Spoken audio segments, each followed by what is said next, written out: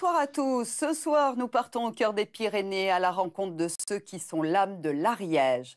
Nous suivrons le long périple de Jean-Louis Savignol. Il est éleveur. Chaque printemps, il part en transhumance avec ses chevaux des Mérins, une espèce rustique typique de la région. 90 km pour rejoindre les pâturages d'été où ils retrouveront leur instinct sauvage. La transhumance, c'est jamais une promenade de santé. On a toujours, je dirais pas la peur au ventre, mais l'appréhension qu'il se passe quelque chose. Dans le Couserans, tous les éleveurs connaissent Émilie Gus. Elle est vétérinaire et cette jeune femme ne compte ni ses heures ni les kilomètres parcourus. Elle vit ce métier comme un sacerdoce. Depuis quand elle n'est pas bien? Émilie est inquiète pour l'avenir. En milieu rural, on manque de vétérinaires comme on manque de médecins. Je milite beaucoup pour trouver des solutions contre la désertification. S'il n'y a plus de vétérinaires en médecine rurale, il n'y a plus d'éleveurs. Et il y a des régions en France où la désertification vétérinaire est très marquée. On en fait partie d'ailleurs, en Ariège. Quelle a été notre surprise au cours de notre tournage de découvrir un art qui nous vient du Japon. Olivier Campardou maîtrise parfaitement la technique ancestrale des soba, ces pâtes fraîches japonaises.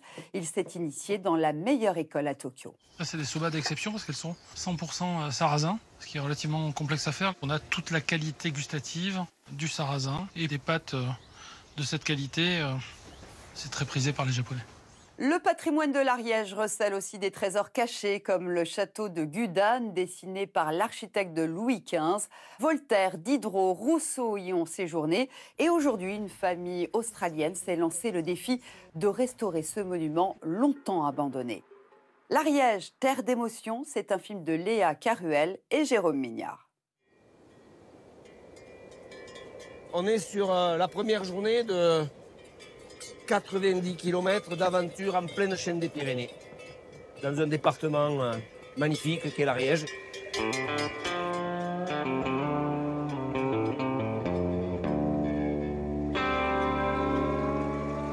C'est pas la peine d'aller à l'autre bout du monde quand on veut de l'aventure. Regardez-moi ça.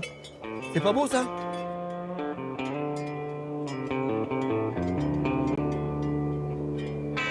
Jean-Louis Savignol est impatient.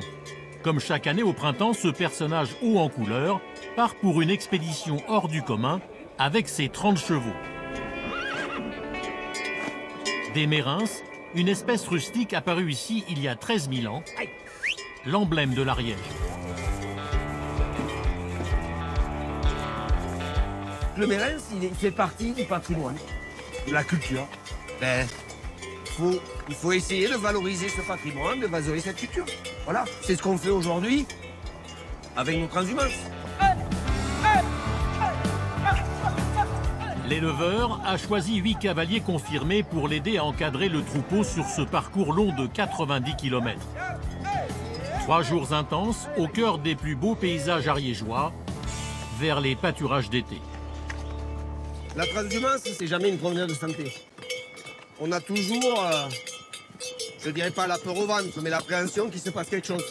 Donc il faut toujours être attentif à tout, anticiper, préparer, pour éviter le pire, tout simplement.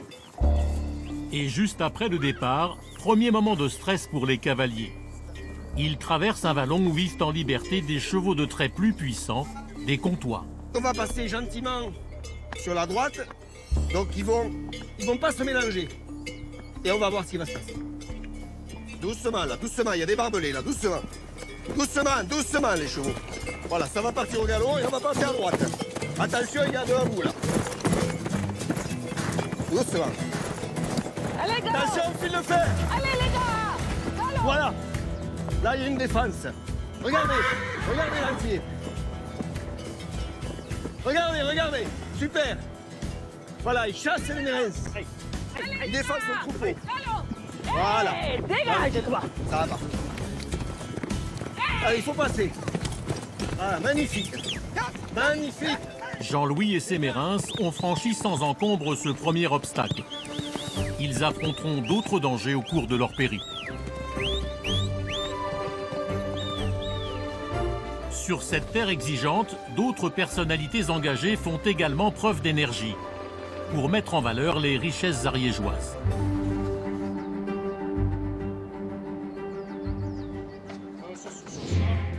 Raphaël Kahn est photographe et il a créé un site internet original pour magnifier les ambassadeurs du bien vivre.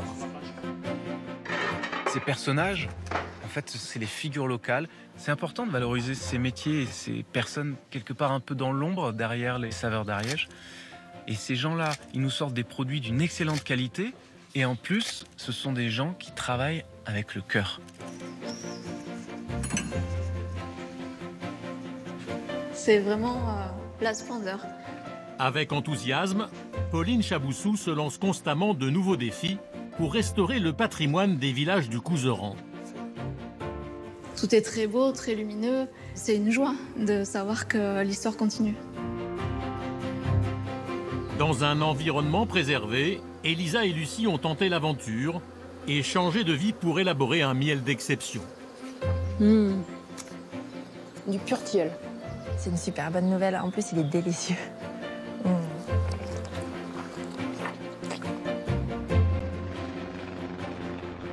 Et enfin, pour l'historienne Mélanie Savès, les sommets pyrénéens constituent la plus belle porte d'entrée sur l'Ariège. On voit pointer là-bas la dent d'Orlu, elle est magnifique. On la voit de loin, on la voit de toute la vallée de l'Ariège. Waouh. Waouh, merci, hein. C'est magnifique. Hein. Là, j'ai l'impression que ça a secoué un petit peu parce qu'on va passer dans la vallée de l'Ariège. Ah, là, c'est somptueux. Je crois qu'on a énormément de chance d'être ici. Embrasser tout ça d'un seul regard, c'est fou comme on devient chauvin quand on regarde ces beautés-là.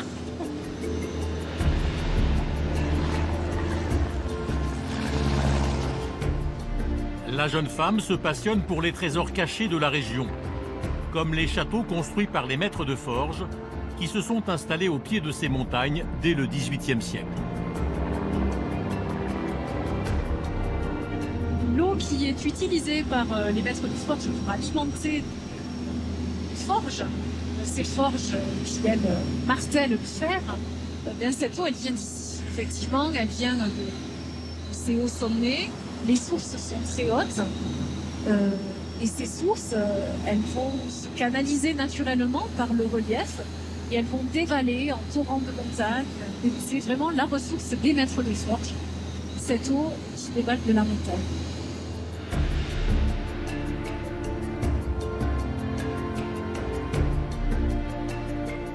En faisant fortune grâce à cette énergie inépuisable, ces pionniers de l'industrie moderne ont pu faire bâtir des édifices majestueux. Mélanie est attendue dans le plus grand de ces monuments, en plein renouveau. En chemin, elle va survoler deux autres de ces demeures, aux styles éclectiques. Alors, les châteaux des maîtres de forge, ces châteaux qui ont fait vraiment la grande richesse du 19e siècle en Ariège, ne sont pas connus. Ce sont des châteaux privés aujourd'hui, encore.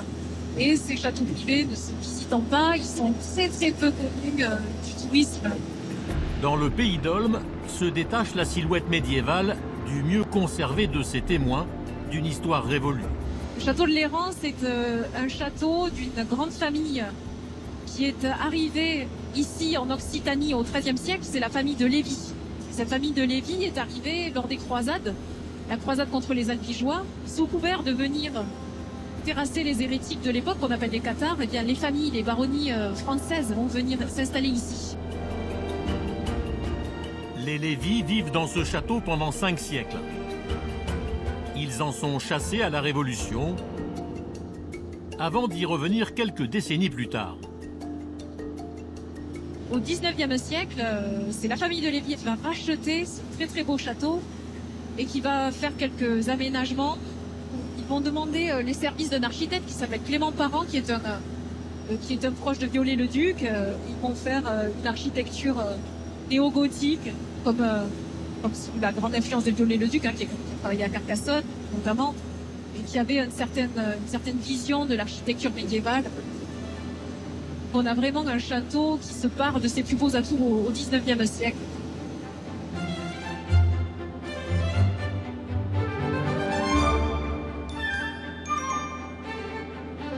Dans la vallée d'Orlu apparaît une bâtisse plus discrète, le symbole d'une autre saga familiale. On voit apparaître les toitures du château d'Orgex. On voit très bien le château, là, avec ses 2 petites tourelles. On a une allée de tilleuls qui est superbe. La famille de Tonnel d'Orgex est une très vieille famille qui va avoir de nombreuses forges. Là, on se retrouve vraiment avec des points de vue exceptionnels sur des bâtisses qui ont un charme fou et qui sont l'emblème de notre richesse du 5e siècle.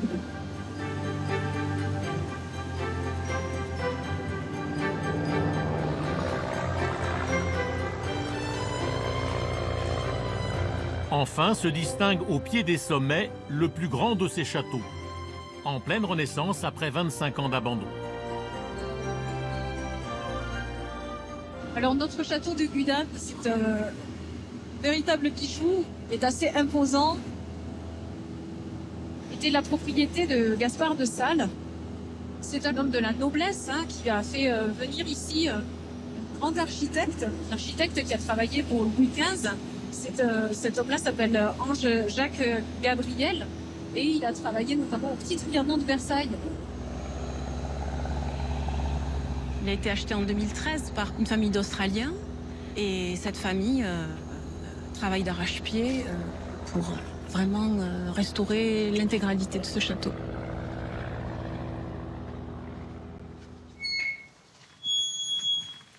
Je suis vraiment contente d'être ici. C'est une première expérience pour moi. Le château de Gudane, c'est un château qui est connu des Ariégeois parce qu'on le voit quand on va à la montagne. Louis-Gaspard de Sales, qui le fait construire en 1741, est alors l'une des plus grandes fortunes des Pyrénées. Il était aussi président du Parlement de Toulouse. Donc, d'où son statut, son rang, il a fait venir Voltaire, Diderot, Rousseau ici, dans ce château. Il a fait construire une demeure qui, semble-t-il, est assez modeste par rapport aux grands châteaux qui pouvaient exister au XVIIIe siècle, mais c'est un endroit absolument charmant. Aujourd'hui, les nouveaux propriétaires sont australiens et ils se sont jurés de lui rendre toute sa splendeur du XVIIIe siècle. Bienvenue au château de Gudane. Nous y voilà. Oui, allons-y. Allons-y. Karina Waters et son mari ont acheté le château en 2013. Here we have the salon de musique.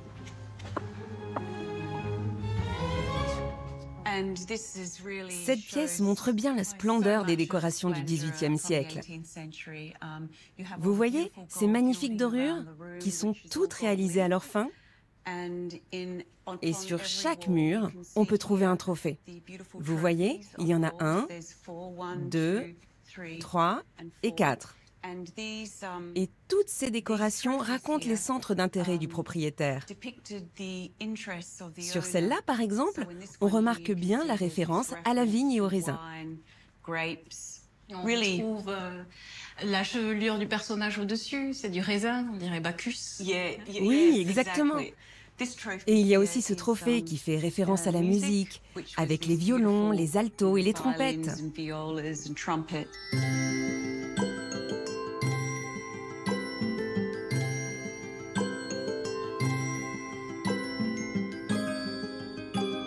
L'œil se pose toujours sur quelque chose qui est un petit bijou, un petit trésor, une jolie murmuration, une jolie sculpture.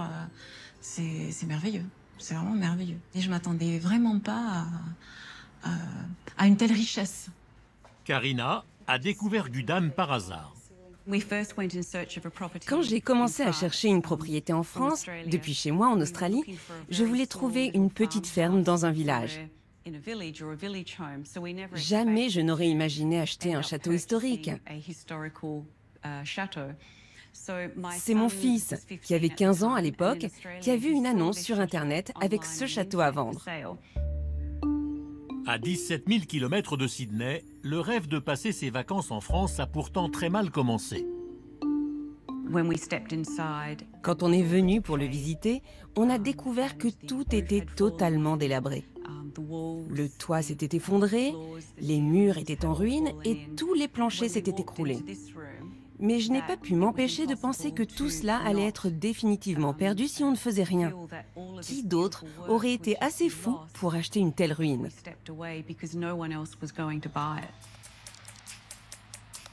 Bonjour and welcome to the Château of Gudans. Karina a eu l'idée de communiquer sur les réseaux sociaux pour l'aider à financer les travaux. Et très vite, des dizaines de milliers d'inconnus se sont passionnés pour son projet fou. Les gens ont commencé à me contacter par email pour me demander s'ils pouvaient venir visiter le château et y dormir. Alors, j'ai eu l'idée de proposer des séjours de 3, 5 ou 7 nuits. J'ai tout de suite eu des réservations de gens venus du monde entier pour participer au chantier de restauration. Les clients payent pour la pension complète et ils travaillent avec nous pendant leur séjour. Et tout l'argent est réinvesti pour payer les travaux. Cette semaine, ils sont 3 à séjourner à Gudan. Une Américaine déjà venue l'année dernière et un couple originaire du Honduras. Au début, j'étais très impressionnée à l'idée de peindre sur des murs vieux de plusieurs siècles. Et puis nous sommes là, tous ensemble, pour travailler à recouvrir cet enduit avec cette magnifique couleur. Tout ça participe à la magie de ce château. C'est formidable. Grâce à cette idée participative, l'avancée des travaux est spectaculaire. Les visiteurs, attirés par l'aura des châteaux français, se bousculent pour vivre leurs rêves dans des chambres pourtant restées dans leur jus. Acheter un château comme ça, c'est un pari complètement fou. Complètement fou, c'est beaucoup d'argent et c'est beaucoup d'amour, je pense. C'est un coup de cœur. C'est vraiment un coup de cœur. Ça n'a pas toujours été facile, mais j'espère bien que tout se finira comme dans un beau conte de fées.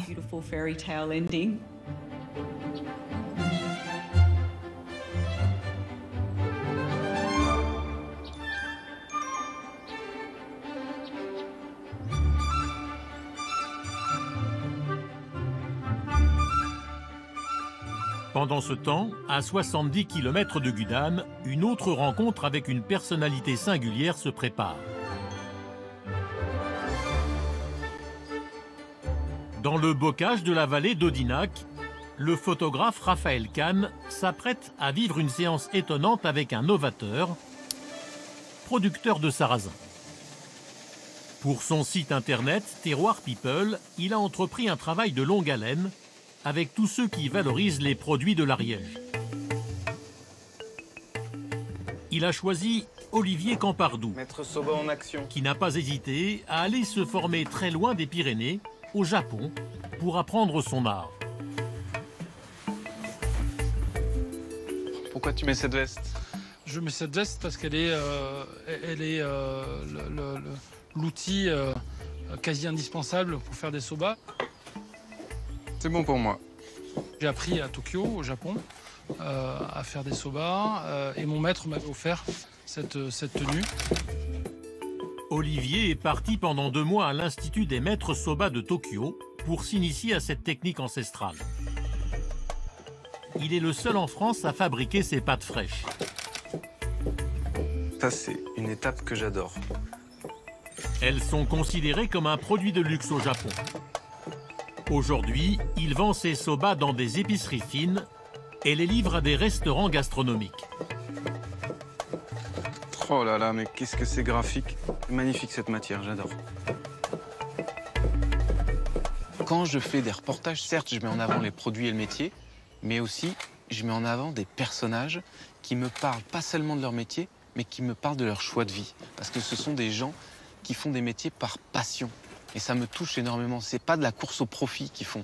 C'est essayer de vivre un mode de vie jusqu'au bout, le plus cohérent possible. Là, c'est des soba d'exception parce qu'elles sont 100% sarrasin, ce qui est relativement complexe à faire. Et donc, on a toute la qualité gustative du sarrasin et des pâtes de cette qualité. C'est très prisé par les Japonais.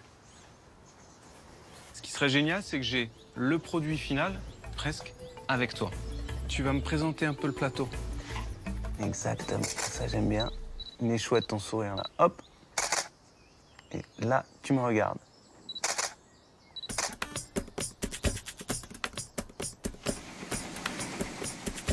La séance continue dans l'atelier, là où le maître Soba fabrique sa farine. Voilà. Allez, vas-y. Olivier a dû rapporter du Japon cette machine à trier le sarrasin. Ouais, super. Qui permet de sélectionner les graines les plus pures. Mais les pièces maîtresses pour obtenir une farine d'excellence sont ces petits moulins en granit qui tournent très lentement. Ça va être super graphique. Cette étape-là, elle est assez magique. Une invention japonaise impossible à importer. Olivier n'a pas eu le choix, il les a fabriqués lui-même. Grâce à ce procédé, il obtient une farine parfaite, indispensable pour élaborer ses nouilles d'exception. Je te donne le top. Ces personnages, en fait, c'est les figures locales, des célébrités du coin.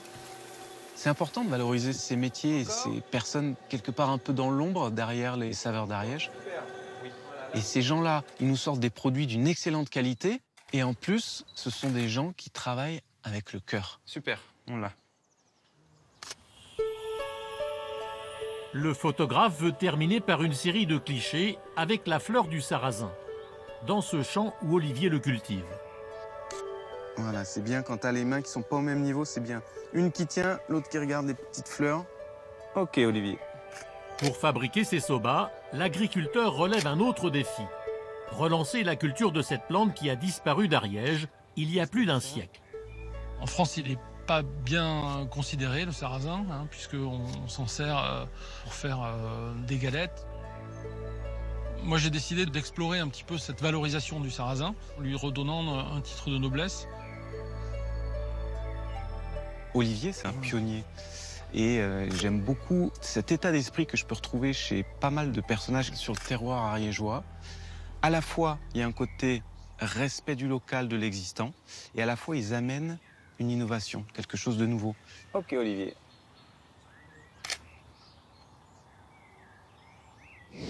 Vas-y, stop. Raphaël rencontrera bientôt deux autres ambassadeurs de l'Ariège. Nicolas Kersting, un chef d'origine flamande qui ne cuisine qu'avec des produits du terroir. Les producteurs, c'est eux qui font ma cuisine, c'est eux qui m'inspirent. Et Cyril Delmas, un enfant du pays qui se définit comme artiste boulanger. Faire du pain au levain, en fait, c'est vrai que c'est beaucoup d'amour. Moi, je mets beaucoup d'amour dans mon pain parce que j'ai envie d'en donner aux autres, quoi. Nous, les photographes, on aime bien les gueules. Il se trouve que les gueules, dans le terroir, il y en a beaucoup.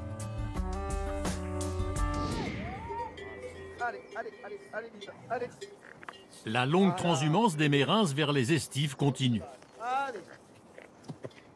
Jean-Louis Savignol mène son troupeau avec prudence. Avant de reprendre l'élevage familial en 2001, il a fait tous les métiers. Bûcheron, pompier, cascadeur et même publicitaire. Mais aujourd'hui, sa seule passion, c'est ce petit cheval pyrénéen. À la base, c'est un cheval qui travaillait dans les fermes avant les guerres et avant la mécanisation. Et chaque famille avait son cheval. C'est un cheval qui travaillait dans les mines, petit, costaud, trapu. Donc c'est un cheval qui est tonique, un cheval endurant. On va le voir au bout des 3 jours. Jean-Louis monte son pur sang préféré, Moustique, avec lequel il a tissé un lien fusionnel. Il en a fait le leader du troupeau et son meilleur compagnon. On ne peut pas élever des chevaux si on n'est pas passionné. C'est comme un gosse, c'est comme un frère, c'est comme un père. Alors, on ne peut pas ne pas aimer ces bestioles. Ils vous donnent tout ce qu'ils ont. Ils peuvent mourir pour vous, ces chevaux. Allez, venez. Mais dans l'après-midi, brusquement, Moustique se met à boiter. J'essaie de préserver Moustique. Donc au lieu de prendre la piste, on prend l'herbe. Visiblement, sur l'herbe, il a beaucoup moins de mal. Et mon cheval, on ne se boite pas là, c'est bien.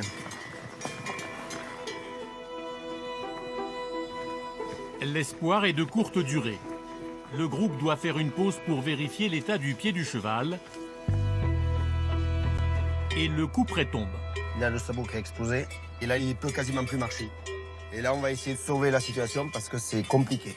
Sans Moustique, c'est plus la même transhumance. Allez, viens. Vous êtes inquiet? Ah, plus qu'inquiet parce que là... Très inquiet. Pourquoi? Ben parce qu'il peut pas faire. Il ne pourra pas faire la transhumance. Et ça, pour lui et pour moi, c'est pas possible. C'est le leader, le patron de la transhumance. Ça fait 20 ans qu'il fait la transhumance. C'est lui qui guide tout le monde. Il guide les humains, le troupeau. Et pour lui, c'est une punition de ne pas faire à la transhumance. C'est le patron, donc voilà. Donc sans le patron, ça va être compliqué. On va commencer par essayer, voir quelles chaussures qu'on a. Emmanuel, un des cavaliers, est maréchal Ferrand. Il va tenter de mettre une chaussure à Moustique pour le soulager.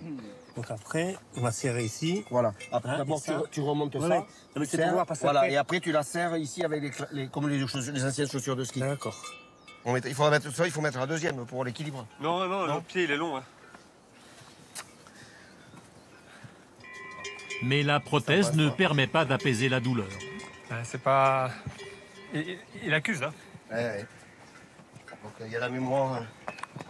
À contre-cœur, Jean-Louis va devoir changer de monture. On est parti. Allez, les chevaux, vous venez avec moi, s'il vous plaît. Le groupe doit rattraper le retard accumulé avec cet incident. Il reste encore 2 jours et plus de 60 km pour atteindre les pâturages d'été.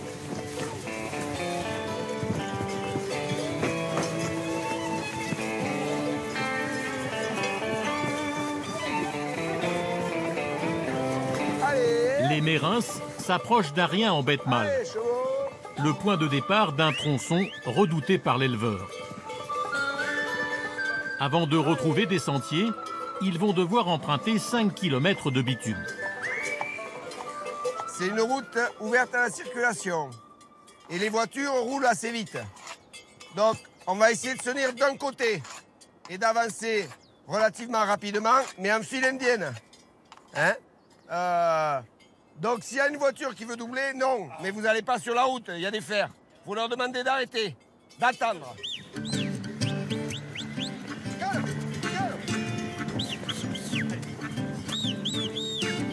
En tête, Christine, la femme de Jean-Louis, est seule pour ouvrir la route, avec Moustique, à l'intérieur du vent.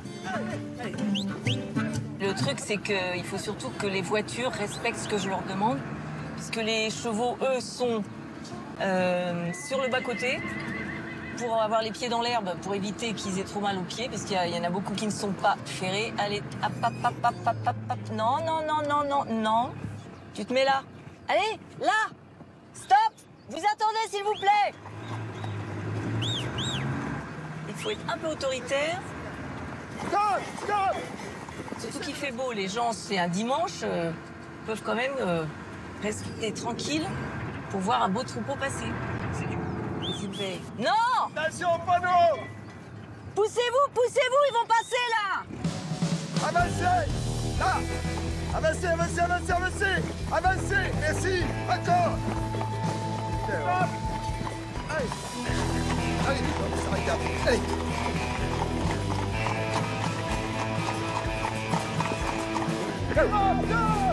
Arrêtez-vous! Arrêtez-vous! Vous voulez des accidents ou quoi? Restez là! Après quelques sueurs froides, le troupeau quitte enfin la route départementale. Jean-Louis! Je te retrouve à la sortie du... À la rivière! Hein? À la rivière! Ok. La pucelle! Mais ce n'est pas du goût de Moustique, rester seul dans la remorque. Doucement, doucement là-dedans! Doucement! Doucement! Doucement! Allez, passez-vous! Oh merde! Il est coincé! Jean-Louis! Bon, alors attends. Fais passer les voitures. Il va falloir que je dévisse. Arrête! Arrête! En entendant passer ses congénères, le cheval est parti en ruade. Il faut que je dévisse la barre. Attends! Attends! J'arrive! Faut que tu me dévisses les trucs là! Bouge pas! Ne bouge pas! Tu y arrives ou pas? Non! Ah! Doucement, doucement. Il est sorti là? Oui. Ok, ok. Ça va. Non. Ouais, c'est bon. C'est tombé, ça va. Il a voulu rejoindre les autres, donc il a enjambé, il était pendu sur la barre. Ça arrive souvent? Non. Mais non, parce que d'habitude j'ai 2 chevaux, donc ça va. Tout va bien, t'es pas blessé? Voilà, bouge pas mon camp, bouge pas. Voilà, bouge pas, ça va. Très bien.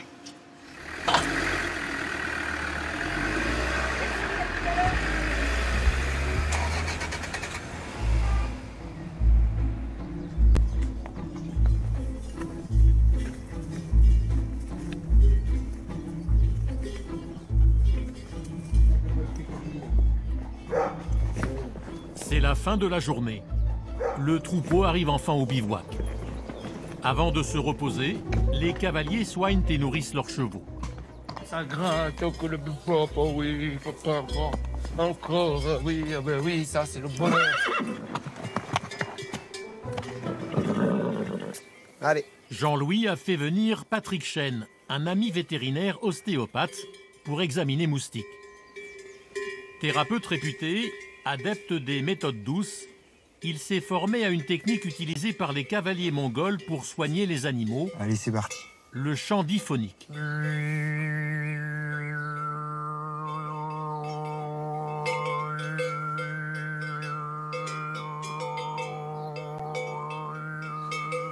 Patrick ne cherche pas à soigner le sabot, mais à apaiser les douleurs dues à la blessure. Tout en posant ses mains sur le corps du cheval, grâce aux vibrations, il repère les points de tension. Qu'est-ce que j'ai trouvé? Un gros stress. Du coup, le ventre complètement tendu. Et en fait, c'est très émotionnel, monsieur. À la base, je suis vétérinaire. En tant que véto, j'ai croisé des magnétiseurs qui savaient faire des choses que je ne savais pas faire. J'ai croisé des ostéopathes qui savaient faire des choses que je ne savais pas faire. Donc, j'ai commencé à soigner avec les mains, d'abord. Et puis un jour, je me suis rendu compte, et puis je ne suis pas le seul, hein, la musicothérapie, ça existe, hein, que le son, ça aide énormément. C'est-à-dire que si je me mets à émettre un son, le corps réagit très vite, et beaucoup plus vite et beaucoup plus fort que juste avec la main. Nous, ce qu'on cherche, c'est pas une méthode différente. Ce qu'on cherche, c'est des résultats.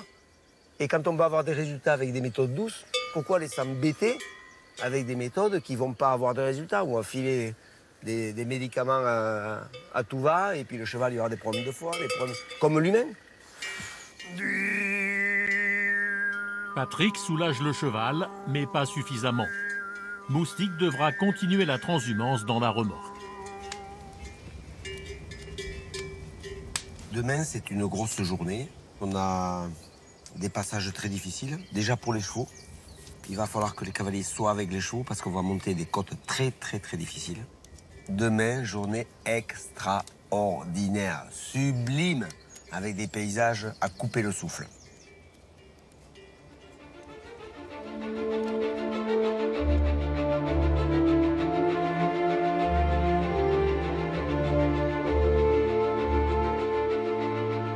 En attendant, direction Saint-Lizier, au cœur du Couserans, où un événement se prépare. Ce village, pas comme les autres, abrite 2 cathédrales romanes pour seulement 1400 habitants. 2 édifices remarquables bâtis dans 2 cités qui ont été réunies au XVIIe siècle. Au sommet, Notre-Dame de la Cède, le palais des évêques, sur son ancien rempart romain.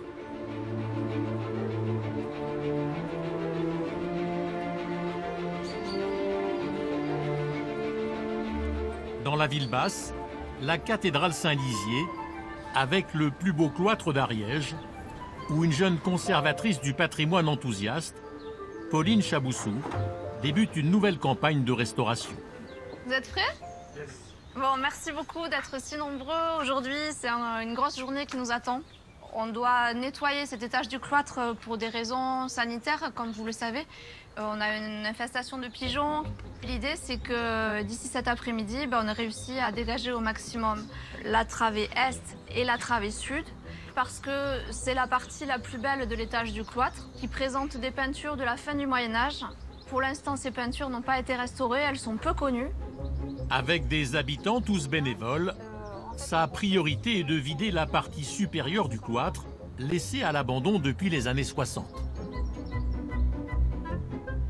L'idéal, ça serait que le cloître puisse être ouvert à la visite et que les gens puissent profiter, comme nous aujourd'hui, on va en profiter de ces peintures assez extraordinaires. Bon, mais bon courage, on peut s'équiper. Maintenant, on va se protéger. Les volontaires revêtent des combinaisons pour se prémunir des poussières toxiques.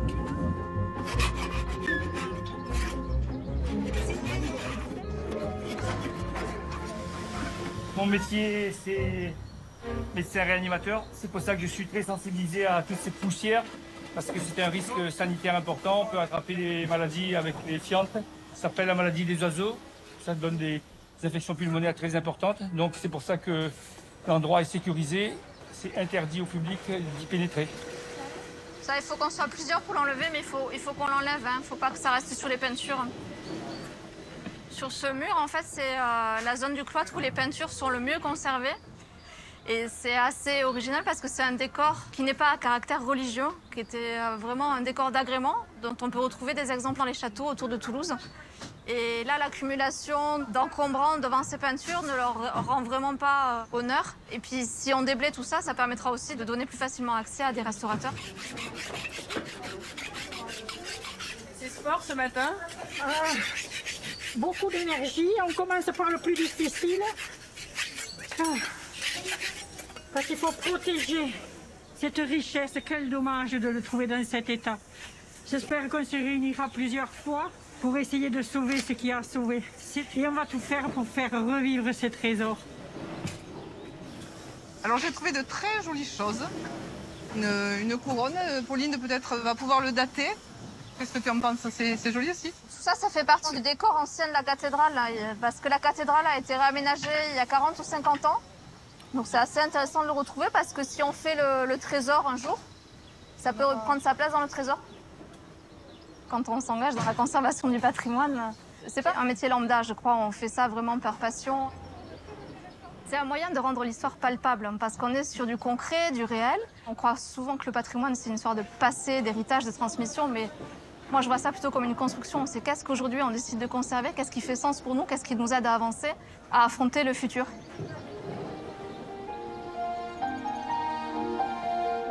Aujourd'hui, il s'agit plus que de réveiller la belle endormie, ça pourrait être une jolie image, mais essayer de la sauvegarder. La partie basse, plus ancienne, a déjà été sauvée. Elle dévoile une architecture romane d'une grande pureté. C'est un cloître qui est unique dans le département, le seul qui ait survécu depuis l'époque romane jusqu'à nos jours. Et il est remarquablement conservé. Il faut imaginer que ça fait presque 10 siècles que ces chapiteaux sont en place et subissent les intempéries. Et pourtant, la sculpture est encore très lisible et vraiment remarquable. Là, par exemple, on a un petit décor de feuilles de palmier, comme si les feuilles avaient poussé hors de la colonne. Et puis parfois, on a des petites surprises. Par exemple, ici, on a une bête féroce avec les oreilles dressées. On voit les canines qui dépassent des babines. Et ces bêtes-là sont enchaînées, elles ont une corde autour du cou. Alors, est-ce que ça signifie que le christianisme permet de dompter ces instincts sauvages et de s'élever à un rang plus humain? C'est une interprétation possible. Dans la cathédrale attenante au cloître, d'autres décors médiévaux ont été miraculeusement conservés. Là, on a une chance folle à Saint-Lizier parce que dans ce cœur roman se trouvent encore les peintures romanes.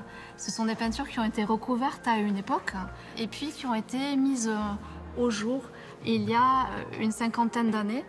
Donc ces décors sont encore en place dans le cœur et elles ont encore une belle fraîcheur.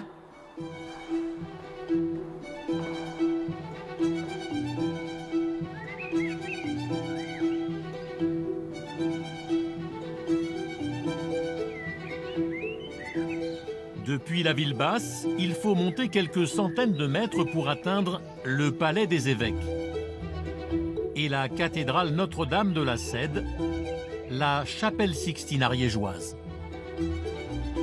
Avec ses décors peints monumentaux du XVe siècle que Pauline Chaboussou a vu réapparaître il y a quelques années. Ça fait à peine 10 ans que l'on peut voir cet ensemble somptueux de peintures de la Renaissance qui ornent les voûtes de la nef et également les parois. On a vraiment cet effet de tapisserie ou de tissu chatoyant qui se dévoile. Bâtie autour du tombeau de Saint-Vallier, la cathédrale abrite d'autres trésors longtemps dissimulés. Ce qui est très amusant ici, c'est qu'on a des surprises, des éléments du patrimoine plus anciens qui sont cachés derrière les boiseries du XVIIIe siècle. Alors, notamment celle-ci. On découvre la partie la plus ancienne de l'édifice, une colonne et un chapiteau roman. C'est vraiment amusant, voilà, de découvrir des éléments anciens. On a des animaux libres sur la droite, sans doute des lions. Et puis sur la gauche, on voit un personnage, un être humain avec la barbe qui tient enchaîné un de ces lions. Donc ça c'est voilà, un des petits secrets de la cathédrale qu'il est toujours plaisant de découvrir.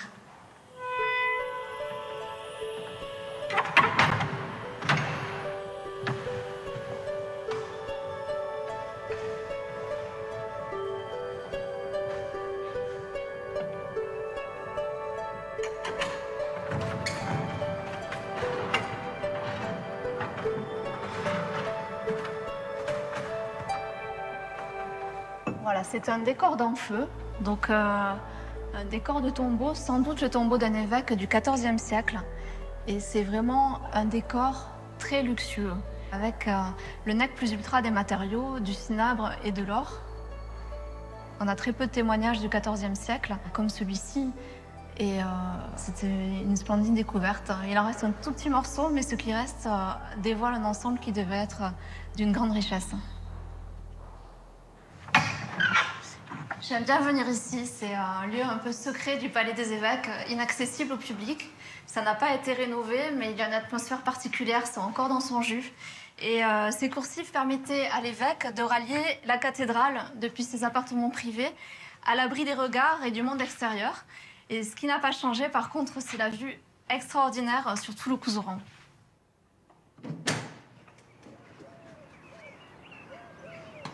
Ici, c'est ma vue préférée. On découvre la cité avec les maisons nichées autour de la cathédrale basse et puis la vallée du Salat. Les montagnes d'Olus tout au fond, la chaîne du Mont-Vallier jusqu'à la frontière espagnole, et c'est un paysage qui reste gravé dans le cœur.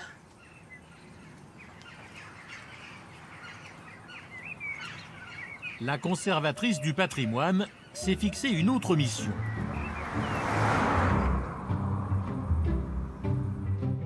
Sauver un retable exceptionnel du XVIIIe siècle dans une petite église près de la frontière espagnole.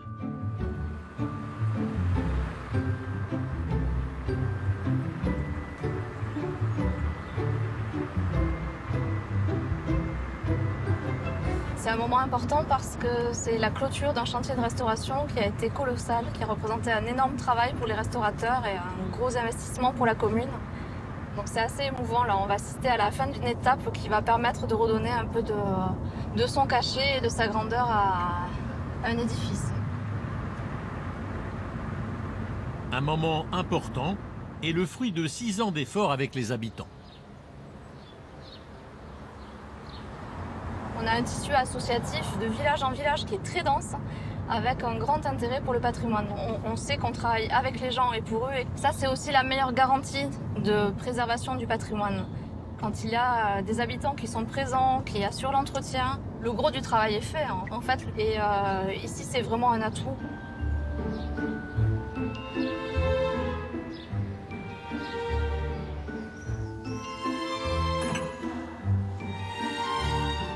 C'est vraiment la splendeur. Comparé à l'extérieur qui est si sobre, on arrive dans un univers opulent, coloré, chaleureux, particulièrement riche. C'est une vraie surprise. Grâce à toutes ces énergies, le retable, le plus grand d'Ariège, a retrouvé sa splendeur. 150 mètres carrés d'ornementation finement ciselée qui illumine la petite église. C'est la touche finale, et ça veut dire qu'on va mettre en place le thé.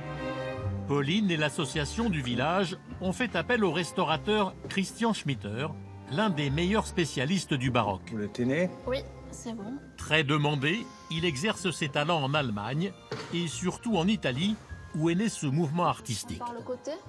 Là. Comme ça? Comme ça, et on passe au-dessus de la Vierge à l'enfant, Ah oui, c'est avec délicat, le Christ ressuscité. Voilà. On va mettre juste les 2 petites cales derrière.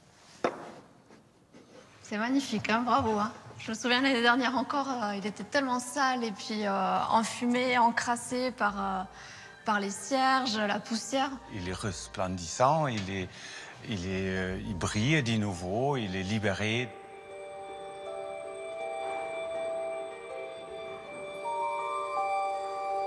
Pour les nettoyer, c'était long avec des cotons-tiges et des solvants et aussi beaucoup de micro-éponges pour ôter toute cette poussière encrassée et enlever le vernis qui avait fortement jauni. Ça a été dur ce chantier quand même. Ouais, Ça a été du stress. C'est des longues journées, souvent de 12 heures par jour. Et donc c'est très long et quand c'est fini, c'est presque comme un accouchement. Christian a su retrouver cet effet de splendeur imaginé pour faire rayonner le cœur de l'édifice. Il est très richement orné. On a vraiment une qualité de la sculpture remarquable avec des guirlandes de fleurs qui sont très très bien faites. Les petits picots sur les feuilles des roses, c'est vraiment ravissant. On peut s'amuser à chercher aussi les petits oiseaux qui picorent les pampres des feuilles de vigne sur les colonnes. Vraiment, tout est là. On a des effets de faux marbre, on a de la dorure à profusion, on a des statues. Donc on a un effet de splendeur qui fonctionne très très bien. C'est incroyable, ces colonnes notamment, qui sont taillées dans un tronc d'arbre, dans la masse, sur une hauteur de presque 3 mètres.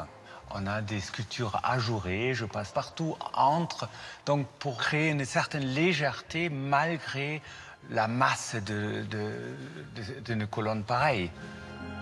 La beauté de ce métier, c'est de se dire aussi, on prend soin d'objets qui nous dépassent. Hein. Voilà, celui-ci, 3 siècles. Et puis on espère qu'ils vont nous dépasser encore longtemps et on ne verra pas la suite. Donc aujourd'hui, on s'extasie devant le retable nettoyé qui a retrouvé son brillant, mais vraiment la problématique, c'était de le sauver avant tout.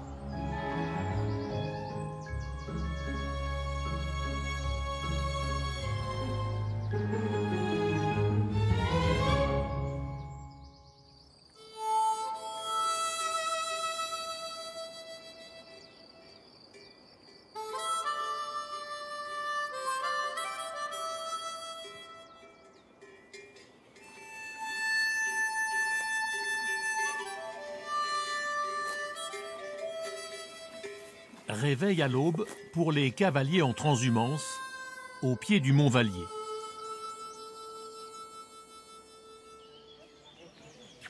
Avant cette étape, la plus difficile du parcours, tous préparent minutieusement leurs chevaux.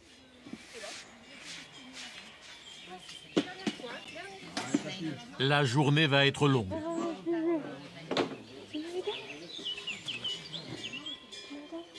Allez, on avance. C'est parti pour 25 km à travers la forêt sur le célèbre GR10. Le sentier de grande randonnée qui traverse toutes les Pyrénées d'est en ouest. La partie Ariège et notamment Couserans, je pense que c'est la plus dure en matière technique et pente et dénivelé. Le gros problème là aujourd'hui, c'est la température. Quoi, hein. On est quasiment à 30 degrés. C'est difficile, quoi. Surtout dans les forts. Là, c'est l'ancienne maison. Donc, il y avait beaucoup de granges partout. Hein. Tout ça, c'était exploité. Moi, j'ai mal au cœur. Chaque fois que je passe à côté de ces maisons, les gens l'ont fait à dos d'homme. Et là, nous, on laisse tomber tout ça. Ça fait partie du patrimoine et je trouve qu'on n'est pas très honnête avec notre patrimoine et notre culture sur ce sujet-là. À l'époque, c'était des paysans locaux, quoi. Ils avaient peut-être 2 chèvres, 3 moutons, des poules, et puis voilà. Et puis ramasser dans la forêt les châtaignes, les glands, les champignons. Que canto, cantos parqueio, cantos sperma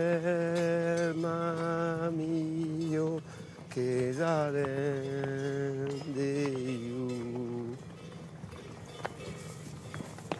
Aujourd'hui, pour nous, le bien-être, pour nous, je parle éleveur ariégeois, le bien-être du cheval, c'est vivre au cœur de leur territoire et en liberté.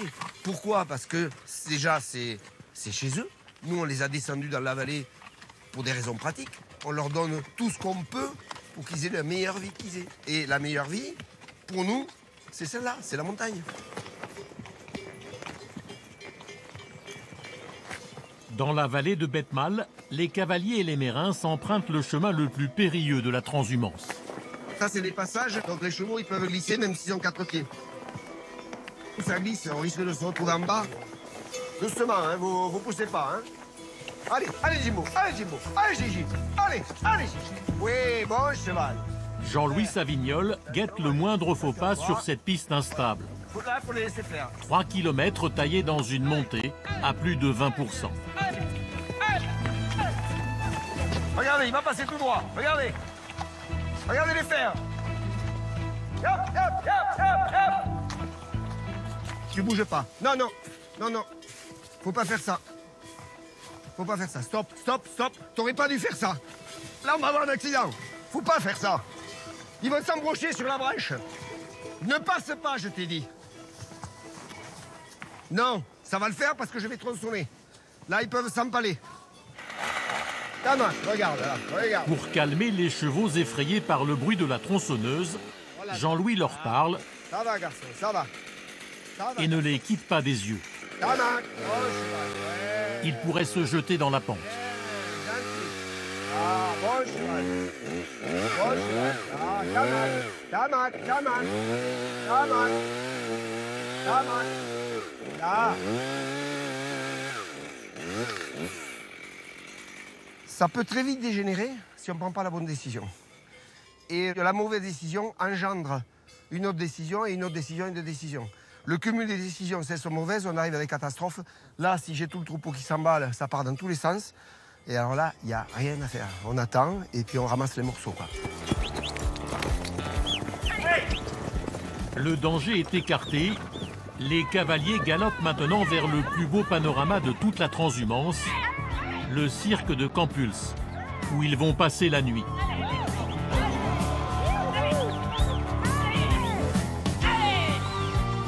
Dans ce site naturel protégé, seuls les bergers et leurs troupeaux sont autorisés à bivouaquer.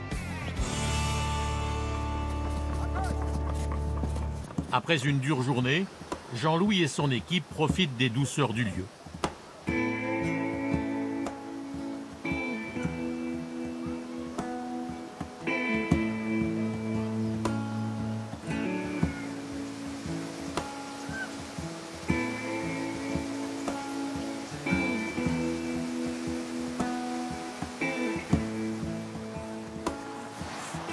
Christine, son épouse, est sur tous les fronts pour faire de cette épopée une aventure inoubliable. Alors on part que les tentes. Regardez ça. Et on laisse les chevaux libres. Regardez si c'est pas beau ça. Mon moment préféré, moi, c'est quand je vois mes chevaux, enfin nos chevaux. Après, c'est un cadre absolument magnifique, donc c'est très, très agréable pour tout le monde. Nous, on travaille 365 jours par an, donc quelque part, c'est nos vacances quand on est avec le troupeau. Avant, on allait au bout du monde. Aujourd'hui, on va au bout de l'Ariège et on est très contents, comme ça. Demain, au terme de la dernière étape, ils relâcheront enfin les mérins sur leur estime.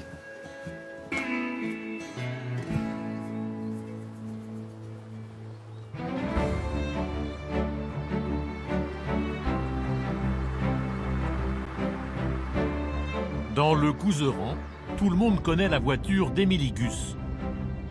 Vétérinaire, la jeune femme est un maillon essentiel pour sauvegarder une tradition en Ariège, l'élevage.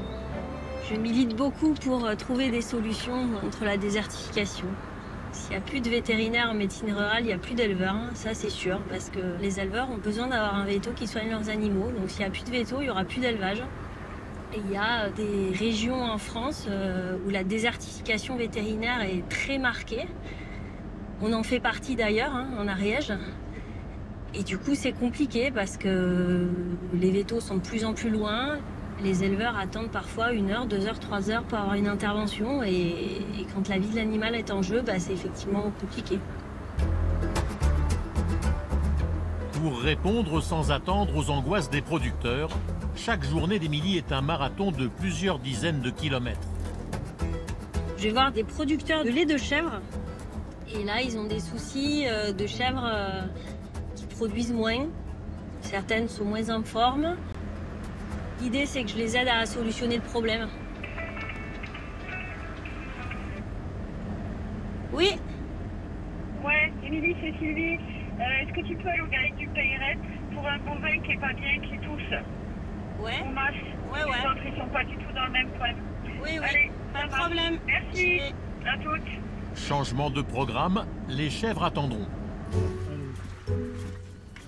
Depuis quand elle est pas bien? Il y a 2 ou 3 jours que ça est aperçu. Ouais. Et là, aujourd'hui, on l'a rentrée. Là, Ah, tu l'avais dehors? Ouais. Tu la vois manger quand même? Elle mange, mais pas... Elle suit pas les autres. Là. Elle reste un peu à l'écart. Ça fait longtemps que tu l'as, celle-là? Ouais. Ouais.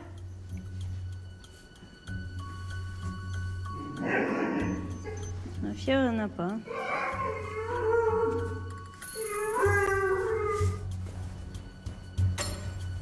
Ça vous inquiète? Ouais. C'est vite mourir une vache. Hein. Ah oui.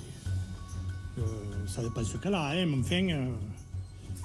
surtout une vache, elle est comme ça. C'est pas... Ça se laisse aller vite fait. Mais c'est en haut, tu vois, c'est pas dans les poumons, c'est en haut. Tu vois, c'est vraiment là, hein. C'est vraiment en haut, là. Hein. Moi, je te dis, pour moi, c'est plutôt infectieux.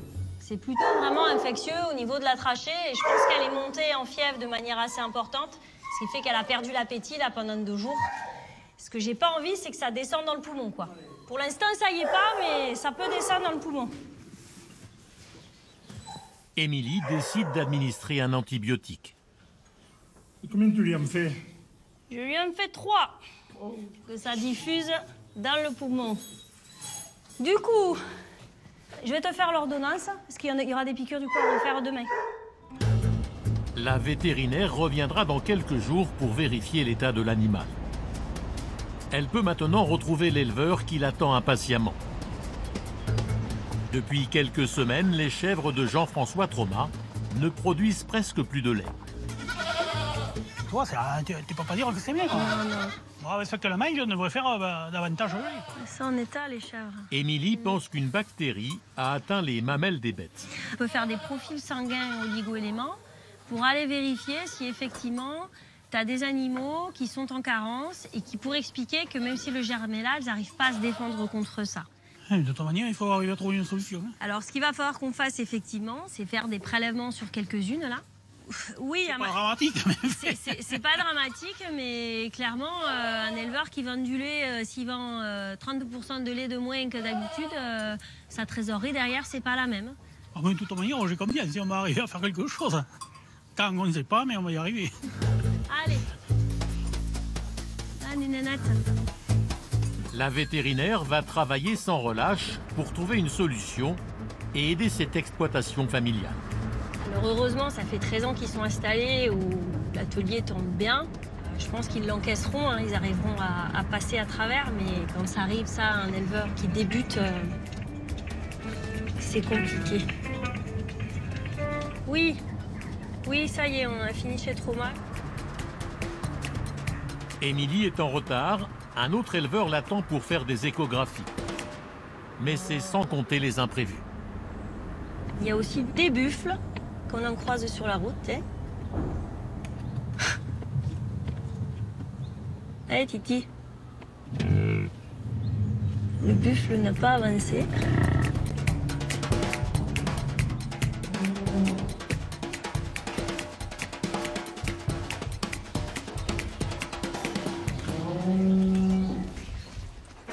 Ah bah oui, on a un gros bébé là. Bon, pleine confirmée alors. Il est bien au chaud.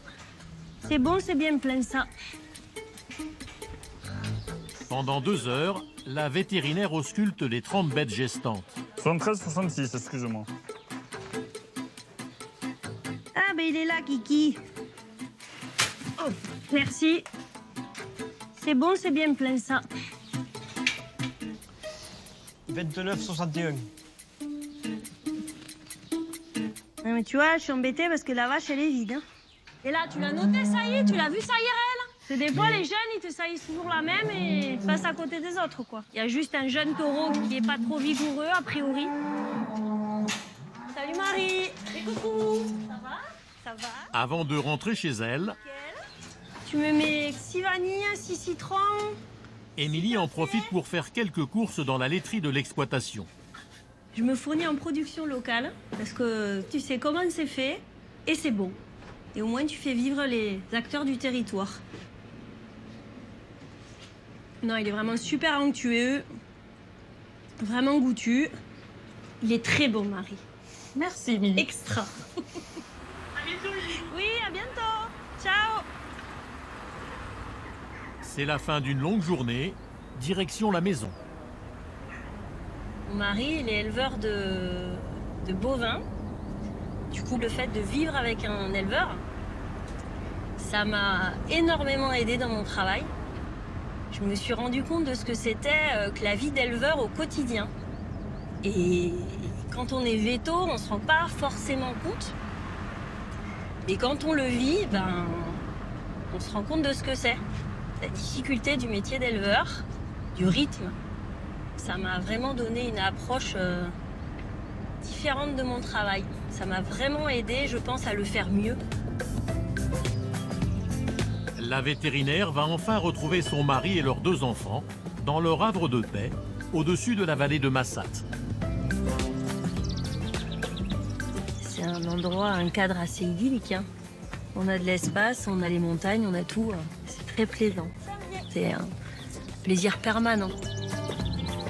Tous les soirs, la petite famille a le même rituel. Accompagner Jérôme dans le pré des Génisses. Allez, venez. Ça, c'est la Gasconne des Pyrénées.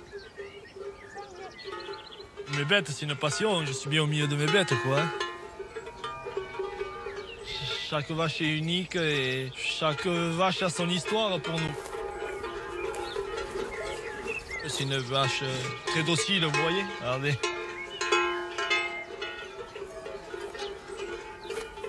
Il y a un très gros rapport affectif, évidemment. L'affectivité, elle est... Quand on fait de l'élevage, c'est pas que faire des veaux et faire de la production. Hein. C'est plus que ça, l'élevage. Hein. Quand on perd un animal, moi, j'en suis extrêmement affectée. Alors, j'en suis déjà affectée quand ça arrive dans un éleveur de ma clientèle, mais quand en plus ça arrive à la maison, c'est très, très difficile.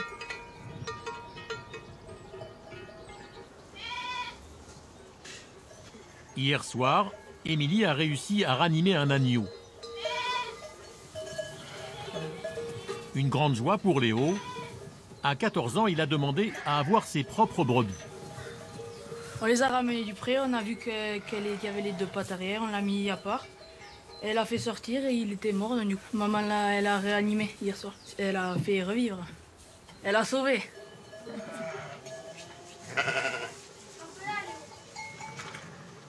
Vivre avec les animaux et avoir une ferme, c'est aussi ça. Hein. Alors parfois, c'est fatigant. On est fatigué et on rentre de la journée. Mais bon, après, on est content de le faire et encore plus quand c'est avec nos animaux. Et puis effectivement, transmettre ça aux enfants. Hein. C'est chouette en plus qu'on voit que ça marche et puis la satisfaction, quand je lui ai dit qu'il était vivant, c'est super. Voilà.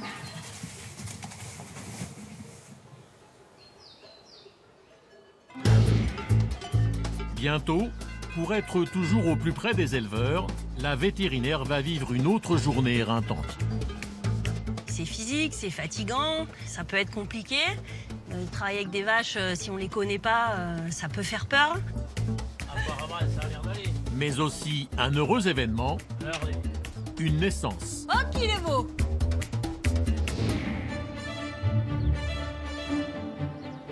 Près des rives du lac de Montbel,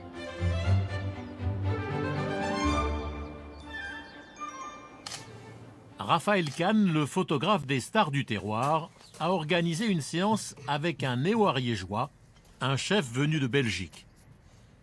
Doucement, à un moment, je vais te dire stop. Tu t'arrêtes, vas-y, stop. Nous, les photographes, on aime bien les gueules. Il se trouve que les gueules, dans le terroir, il y en a beaucoup. C'est des caractères forts en général. Il y a une énergie qui se dégage. C'est des gens, ils ont des parcours. Voilà. Ils ont quelque chose à raconter. On voit bien le crochet, là, c'est parfait. Et ça, j'essaie de le capter juste dans leur attitude. Et j'aime beaucoup les gros plans. Que ce soit sur les mains ou sur les visages, j'aime aller chercher ce détail parce que je trouve que ça fait d'autant plus ressortir ce caractère, cette force de vie qu'ils ont en eux. Et ça, ils me le transmettent. Et quand j'ai une séance photo avec eux, c'est aussi un bon moment que je passe avec eux. C'est un moment humain, un partage. Nicolas Kersting s'est imposé comme une figure de la gastronomie occitane. Mon métier cuisinier, pour moi, c'est pas un métier, c'est un choix de vivre. L'Ariège, pour moi, c'était un lieu où j'ai trouvé une authenticité.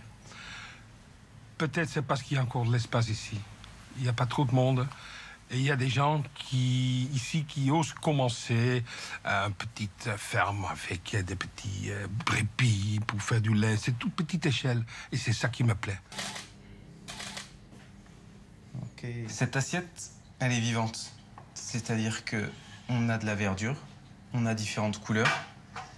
Et c'est tellement bien dressé que j'ose pas trop y toucher.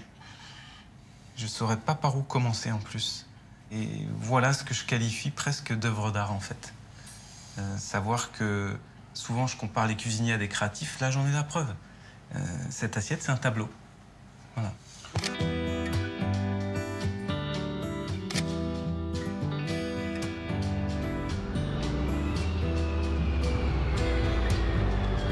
Entre deux séances de prise de vue, Raphaël, insatiable, avale les virages sur les routes de montagne. À la moto en Ariège, mais c'est du pur plaisir.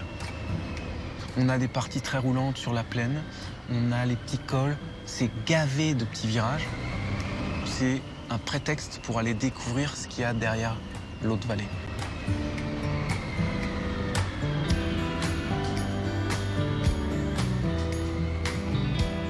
Quand je me suis installé en Ariège, j'ai rejoint ma compagne et je suis tombé vraiment en amour avec l'Ariège. Je me sens bien en Ariège. Je m'épanouis. Je crois que le mot, c'est ça.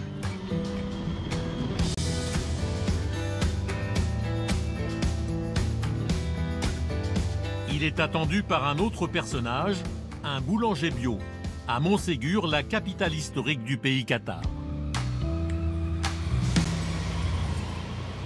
Raphaël est impatient de photographier Cyril Delmas, qui a ressuscité l'ancienne boulangerie, fermée en 1914.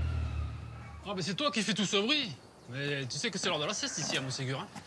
Ah, t'as fait du bruit avec ta moto, toi. J'ai pas encore de moto électrique. Ah ouais, ça viendra, ça viendra. Puis tu veux m'accompagner, je vais aller chercher de l'eau. Ah, volontiers. Pour le ouais. levain. En fait, c'est le lavoir du village.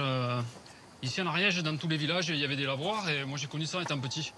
Moi, j'allais chasser le tétard et je me faisais engueuler.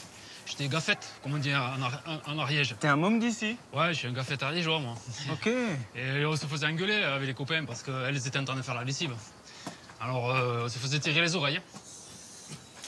Lorsque j'arrive, en fait, ce qui est important pour moi, c'est créer le lien. Ce sont des gens qui n'aiment pas forcément les caméras. Je les mets à l'aise en parlant de toute autre chose que de l'image et de la séance photo. Ah, moi qui suis un accro du pain, ça me fait plaisir d'aider un boulanger. Je m'intéresse à eux. Qu'est-ce que tu fais là? Tu attaques quelle étape? T'en es où? Il faut que tout soit nickel, mais il faut pas que je leur mette la pression. Voilà, Raph, je te présente Obélix. Obélix, c'est mon levain. Tu lui as donné un nom? Ah oui, ça c'est traditionnel. Moi je l'ai appelé Obélix parce qu'il est à la fois fort et tendre. C'est-à-dire qu'après tu as une mie qui est élastique, tu vois. Voilà. On est un couple en fait, je le quitte jamais. Et quand je m'en vais en vacances, je le prends avec moi. Voilà, on se quitte pas. Alors il faut savoir qu'un levain c'est un animal vivant. Il vit, il réagit à ce qui se passe. Donc en fait, il faut être à son écoute, il faut s'en occuper, il faut le chouchouter. Sur ce levain-là qui s'appelle Obélix, je le gâte un petit peu, c'est-à-dire qu'en fait, je lui change l'alimentation. C'est-à-dire qu'il aime bien ça. C'est-à-dire que si on lui donne tout le temps la même farine, il se lasse un peu.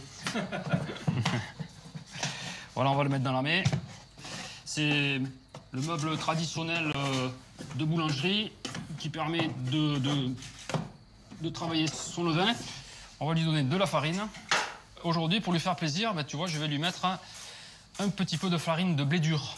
Et puis ça sent bon. Hein. Ça, c'est tout frais, ça. Et ensuite, on va passer à l'autre phase, qui est... on va y mettre l'eau. Voilà, l'eau qu'on est allé chercher au lavoir. Attends, je me mets en place, ça, je veux pas le louper. Ce type de mouvement, là. Et l'eau, effectivement, il faut que ce soit de l'eau pure. Si dans un levain comme ça, composé de milliers de levures sauvages, de bactéries, on y met de l'eau qui a été traitée, ça serait catastrophique pour le levain. Hein. C'est-à-dire qu'à fur et à mesure, il va perdre de la force, il va commencer à s'épuiser et pour mourir. Allez, on va commencer à le travailler.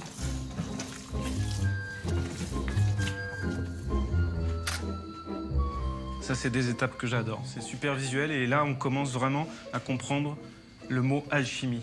Voilà, c'est ça. C'est la rencontre de matière. Voilà. Et il y a une transformation qui commence à s'opérer. Moi, je parle d'un cheminement millénaire, magique, qui démarre dans le champ avec le grain de blé et qui se poursuit jusqu'à l'apparition du pain. C'est très grisant, en fait, de se dire que c'est une matière vivante que je façonne chaque jour de l'année. Et grâce à notre travail, le mien et celui d'Obélix, demain, on va faire plaisir à des gens, quoi. À la seule force des bras, Cyril pétrit sa préparation pendant 20 minutes. Vas-y Cyril, reste penché et regarde-moi. Voilà, garde les mains dessus.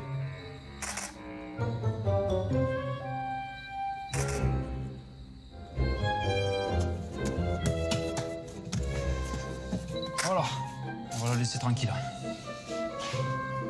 La pâte au levain va reposer pendant 24 heures.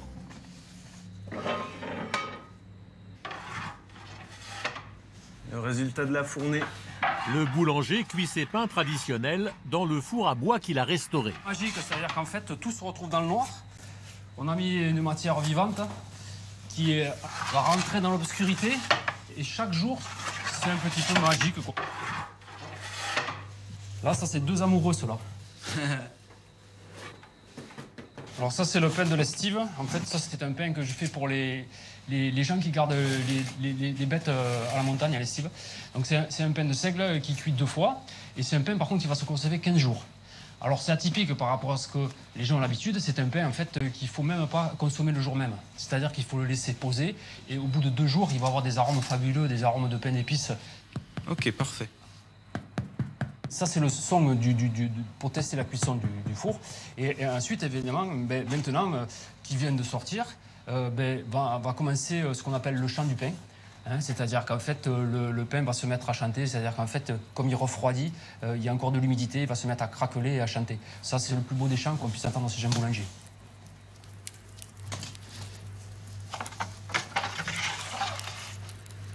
Regarde ton pain. Il est où le sourire de la satisfaction? Voilà. C'est ça, ça me plaît. C'est une trop belle matière.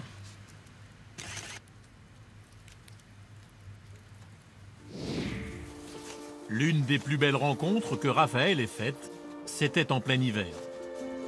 RH, c'est le dernier édillon. Avec un guide de montagne passionné d'histoire, qui l'a emmené jusqu'au sommet du rocher de Scaramus pour réaliser une photo exceptionnelle. Eh, dis donc, Ronan, la fin, là, c'est le test de motivation. Savoir si tu mérites le rocher ou pas. Ah, les belles images, ça se mérite, hein.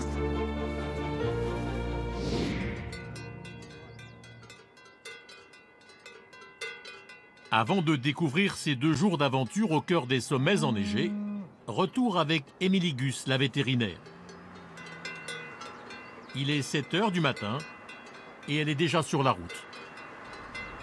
Ces paysages, je les trouve assez magnifiques. En plus, c'est jamais les mêmes. T'as pas la même lumière, t'as pas la même brume. C'est des conditions pour travailler qui sont quand même assez magiques. Parce que là, tu souffles, tu respires, t'évolues dans un territoire assez somptueux, de la montagne au piémont rapidement. Donc là, on arrive au port de l'Hers. On va voir si les éleveurs ont réussi à rassembler les animaux, parce que parfois, sur des trains de brouillard, c'est plus compliqué. Émilie est attendue pour une opération particulière. Vacciner une quarantaine de veaux qui vivent en liberté sur une estive. Mais l'intervention va être plus longue que prévu. L'éleveur n'a pas encore réussi à regrouper son troupeau. Vacciner au milieu d'une montagne, c'est pas évident. Donc il faut impérativement que les animaux soient fermés dans les parcs pour qu'on puisse assurer une contention qui soit bonne. Alors pour accélérer le tempo, Émilie met la main à la pâte. Si on peut filer un coup de main, c'est toujours bien. C'est physique, c'est fatigant, ça peut être compliqué. Travailler avec des vaches, si on les connaît pas, ça peut faire peur. C'est autre chose que simplement voir des animaux dans une clinique. C'est super, on le fait, j'adore ça, c'est pas le souci. Mais là, on partage des choses. Le sel de notre métier, c'est ça. Et puis d'aider des éleveurs, parce que si on n'est pas là, ils peuvent pas bosser. Enfin, après 2 heures de course derrière les bêtes, ils parviennent à réunir les veaux près de l'enclos.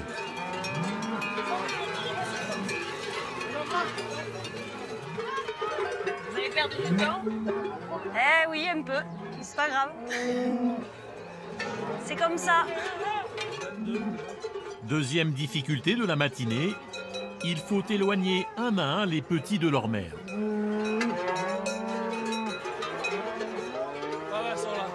C'est une séparation physique qui est nécessaire et qui permet du coup à la vache de se reposer aussi avant de refaire un petit veau. Parce que ça, c'est important.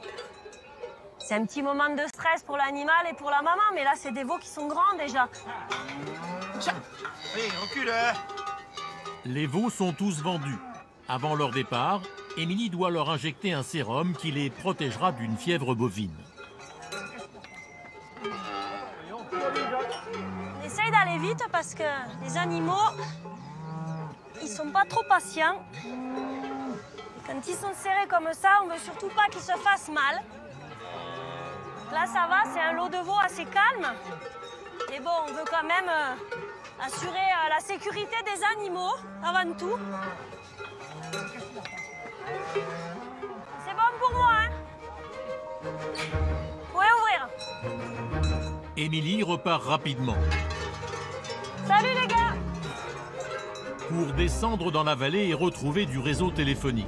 Le seul moyen de répondre aux imprévus.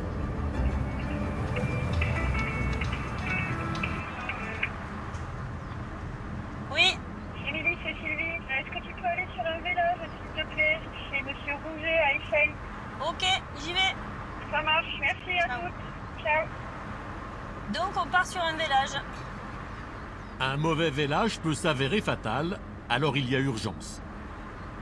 Le veau, c'est quand même le produit de l'éleveur. Il a besoin que le veau soit vivant derrière pour le vendre. Il a besoin de la vache, déjà c'est son animal, et puis perdre un animal économiquement c'est très compliqué. Donc nous on doit veiller à la bonne santé des troupeaux et donc on doit être là le plus rapidement possible.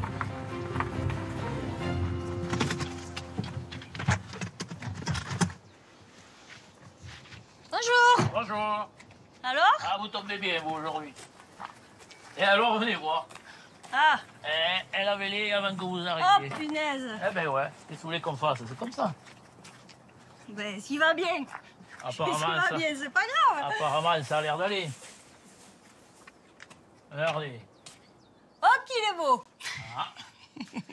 La vétérinaire arrive trop tard, mais heureusement tout s'est bien passé. Pourtant, la naissance du petit ne s'annonçait pas très bien. Voilà. Il va bien. Dès que je voulais l'aider à véler, à se lever, donc je me suis dit, tu es tout seul aujourd'hui, bon, faut appeler les vétos. Et puis il s'avère qu'à force, elle en a peut-être eu marre un petit peu, elle s'est couchée, mais voilà, elle a vélé. Voilà. Mais elle n'a plus bougé. Et voilà. Voilà. Il surveille. Voilà, maintenant il Sur nous Rouget, surveille. il surveille les Mais vélages. non, mais oui, il faut y être, hein. C'est ça.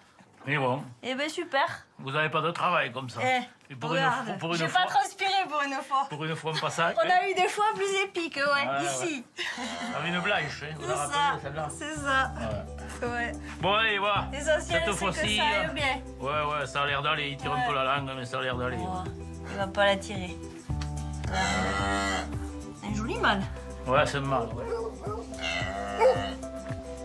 Ah, ça va partir au galop et on va passer à droite. Attention, il y a de la boue là. Doucement. Attention, on file le fer. Lors des 2 premiers jours de la grande transhumance des Mérins, les cavaliers ont vécu des aventures inoubliables, sur des terrains parfois dangereux. Regardez, il va passer tout droit. Regardez. Et surtout, l'éleveur Jean-Louis Savignol a dû laisser Moustique, son cheval favori, se reposer. Il a le sabot qui a explosé. Et là, il peut quasiment plus marcher. On ne pourra pas faire la transhumance. Et ça, pour lui et pour moi, c'est pas possible.